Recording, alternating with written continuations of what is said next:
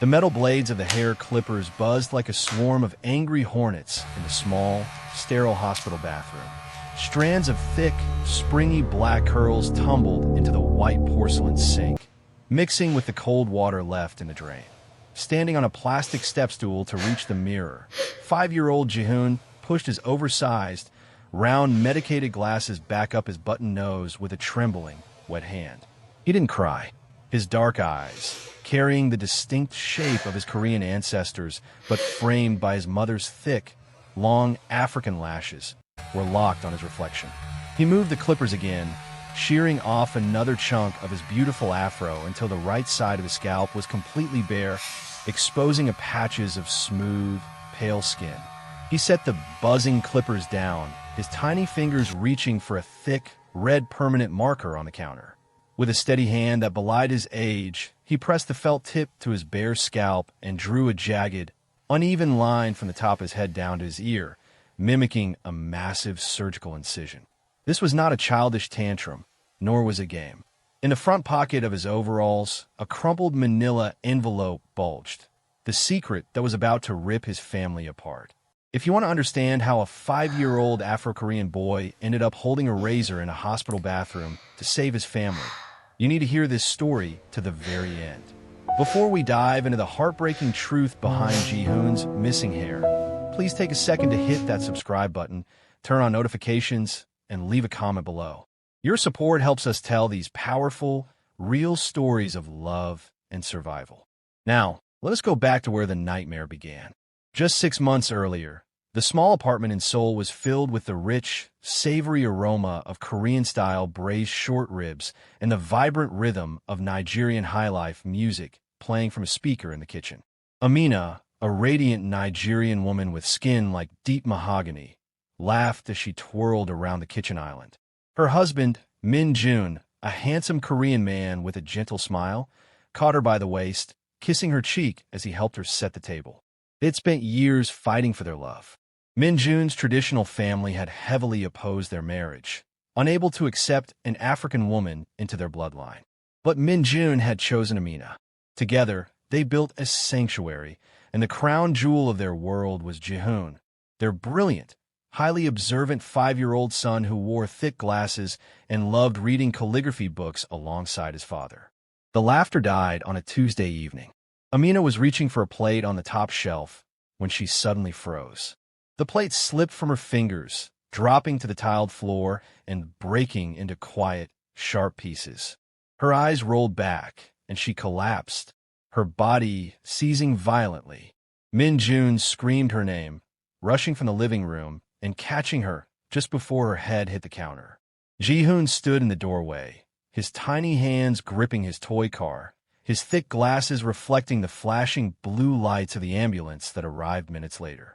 At the Seoul National University Hospital, the diagnosis was delivered like a physical blow. The doctor, holding a series of brain scans, looked at Min-Jun with a heavy expression.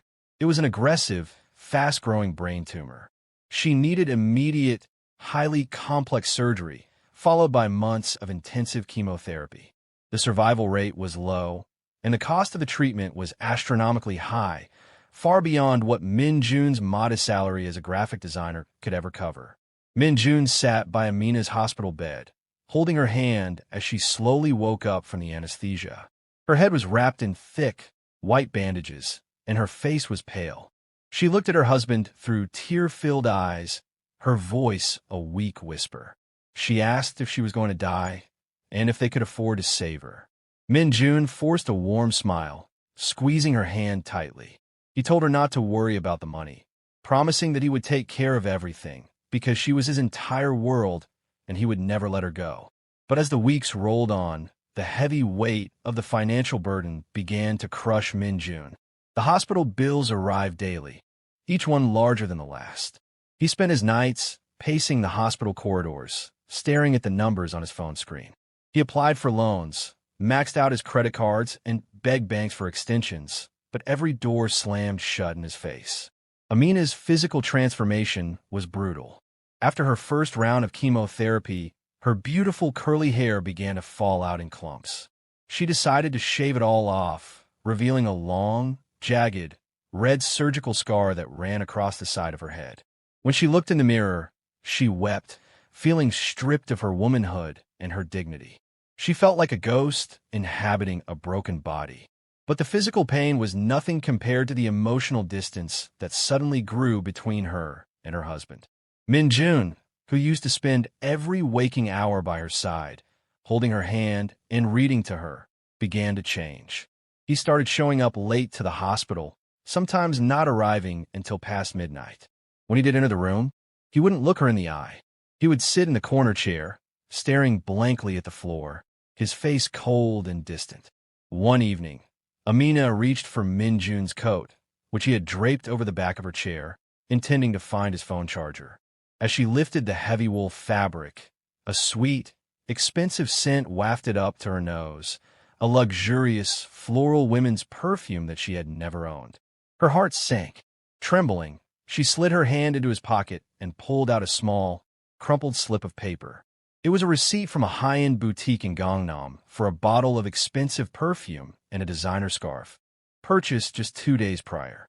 Amina stared at the receipt, her vision blurring with tears. The chest pain she felt in that moment was sharper than any symptom of her illness. She looked over at Min-jun, who was fast asleep on the small hospital cot, his face worn with exhaustion.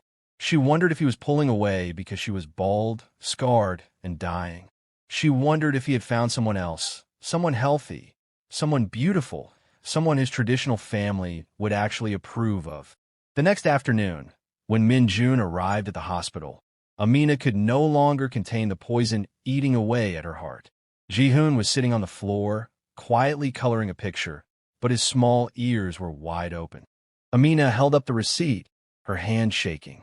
Her voice was cracked, demanding to know what the receipt was for, and why he smelled like a woman's perfume when he came to visit his dying wife. Min-jun froze, his face turning pale. He stared at the receipt in her hand, then looked away, his jaw tightening. He didn't offer an explanation. He didn't tell her it was a mistake. Instead, he softly told her that she was imagining things and needed to rest, his voice flat and devoid of emotion. Amina's tears spilled over her pale cheeks. She asked him directly if he was seeing someone else, if he was ashamed of her because she was bald and sick. She pleaded with him to tell her the truth, saying she deserved that much before she died. Min-jun stood up, his eyes glassy, but his expression remained a mask of cold indifference. He told her he couldn't do this right now because he was too tired and that he had to go back to work. He grabbed his coat, turned his back on his weeping wife, and walked out of the room, leaving the heavy silence behind him. Ji-Hoon watched his father leave, then crawled onto the hospital bed, wrapping his tiny arms around his mother's neck. He pushed his glasses up his nose, his eyes wide and thoughtful. He didn't say a word, but he felt the trembling of his mother's body as she sobbed into his shoulder. 5-year-old Ji-Hoon was far more observant than his parents realized. He noticed the whispers of the nurses, the red-rimmed eyes of his father, and the way his mother hid her face under the bed covers whenever the doctor entered the room. He knew something was terribly wrong, and he knew his father was keeping a secret. The following night, Min-jun arrived at the hospital briefly, kissed Ji-Hoon on the forehead, and told him he had to step out for an important meeting. As soon as the door clicked shut, Ji-Hoon slipped out of the bed where he had been pretending to sleep. He quietly padded out of the room, his small sneakers making no sound on the polished hospital floor. He followed his father's tall figure down the long, dimly lit hallway, maintaining a safe distance. He watched his father take the elevator down to the basement parking lot. Ji-Hoon took the stairs, his small legs moving as fast as they could, his heart hammering against his ribs. When he reached the heavy metal door of the parking lot, he cracked it open just an inch, peering through the gap with his thick glasses. Min-jun was standing under the harsh fluorescent lights of the concrete parking garage, next to a sleek, black luxury sedan. Standing in front of him was an older, elegant Korean woman dressed in a tailored silk coat and expensive pearl jewelry. Ji-Hoon recognized her instantly from old photographs hidden in his father's desk. It was his grandmother, the woman who had refused to ever meet him or his mother. The older woman held a thick manila envelope in her hands. Her voice was sharp, cutting through the silence of the empty garage like a knife.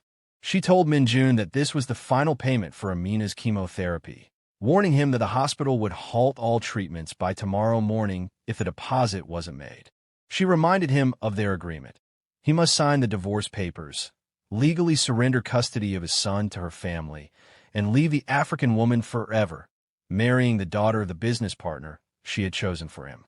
Min-jun fell to his knees on the cold concrete, his hands gripping his mother's expensive coat. He wept openly, his voice cracked with absolute desperation. He begged her for more time, asking to let him stay with Amina until she finished this round of chemotherapy, pleading that she shouldn't have to face the cancer alone. The older woman looked down at her son with cold disdain, pulling her coat from his grip. She told him he had already brought enough shame to their family by marrying a foreigner, and that she was only saving the woman's life for his sake. She demanded he sign the papers tonight or watch his wife die in that hospital bed. Min-jun's shoulders slumped in utter defeat.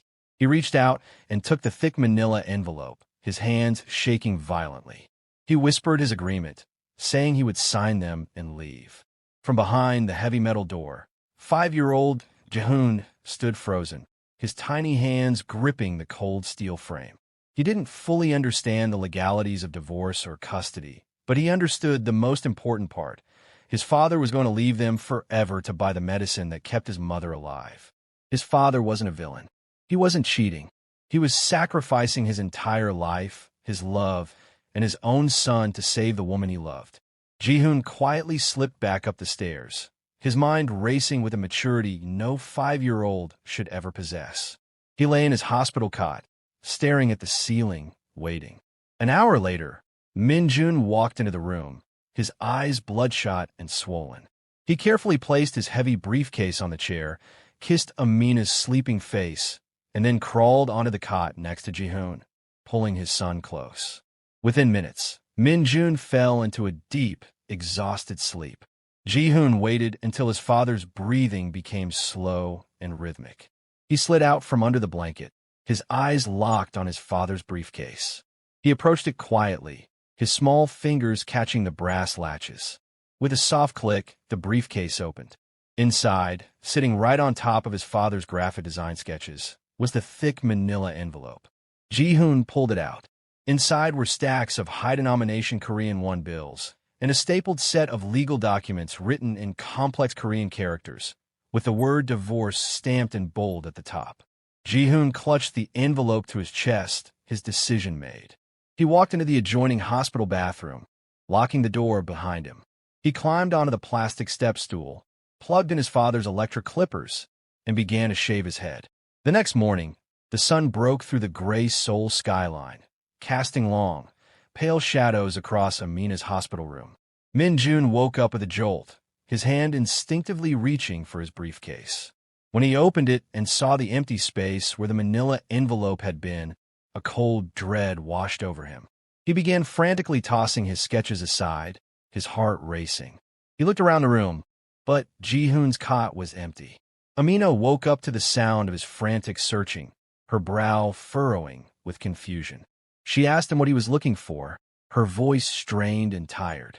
Before Min-jun could answer, the bathroom door slowly clicked open. Ji-Hoon stepped out into the light of the hospital room. He was wearing his favorite yellow overalls, but his head was bare. Half of his beautiful, curly hair was gone, shaved down to the scalp. And on the right side of his head, a thick, jagged red marker line stood out in stark contrast against his skin. He pushed his oversized glasses up his nose, holding a small plastic hand mirror in his left hand and the thick manila envelope in his right. Amina gasped, her hand flying to her mouth as tears immediately welled in her eyes. She asked her son what he had done to his beautiful hair. Ji-Hoon didn't answer his mother. Instead, he walked over to his father, who was standing frozen by the chair, his face a mask of shock and horror. Ji-Hoon held out the manila envelope, placing it gently into his father's trembling hands. Then, he climbed on a hospital bed, sitting right next to his mother. He held up the small plastic mirror so that both his reflection and his mother's reflection were visible side by side. The matching jagged red lines on their heads lined up perfectly in the glass. Ji-Hoon looked at his father, his voice quiet, steady, and filled with an ancient wisdom. He told his father that they were a team now, pointing to his shaved head and saying he had a scar just like Mommy. He looked his father dead in the eye and asked if his father left, who would draw his scar when the marker washed off. Min-jun stared at his son, the words slicing through his chest, shattering the wall of silent agony he had built around himself. The envelope slipped from his fingers, spilling the stacks of cash and the unsigned divorce papers across the hospital blanket. Amina looked down at the documents, her eyes scanning the words divorce and the name of Min-jun's mother printed at the bottom. The pieces of the puzzle instantly fell into place. The late-night meetings, the expensive perfume receipt from the boutique his mother frequented, the cold distance. It wasn't an affair. Her husband was preparing to sell his soul and his freedom to keep her heart beating. Amina looked up at Min-jun, her voice breaking as she called his name, asking if this was what he was hiding from her. Min-jun dropped to his knees by the side of the hospital bed, burying his face in his hands as he broke down into violent, heavy sobs. The crushing weight of the secret, the fear of losing his wife, and the agonizing choice he had been forced to make came pouring out of him in a torrent of tears.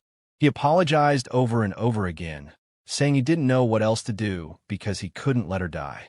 Amina leaned over the edge of the bed, wrapping her arms around her husband's shaking shoulders, pulling him close to her chest. She wept with him, her tears soaking into his hair. She told him they would find another way, saying she would rather die in his arms than live a single day knowing he had sacrificed his life to save her. Ji-Hoon crawled over, wrapping his small arms around both of his parents, his shaved head resting against his mother's scarred scalp. In that quiet hospital room, the three of them held each other, the cultural barriers, the financial terror, and the threat of illness fading in the warmth of their absolute solidarity. They made a choice that day. Min-jun called his mother, rejecting the corrupt money and returning the unsigned divorce papers. They decided to face the mountain of medical debt together, as a family. Min-jun took on 2 extra freelance design jobs, working late into the night from the hospital room, while Amina fought her illness with a renewed spirit, her heart finally at peace. True love does not ask you to walk away to save someone. It asks you to stand beside them in the dark, no matter how deep the scars. If this story touched your heart and reminded you of the power of family, please take a moment to subscribe to our channel, like this video, share with your friends, and leave a comment below sharing your thoughts. Your support means the world to us and helps us keep creating content that matters. Thank you for watching, and we will see you in the next video.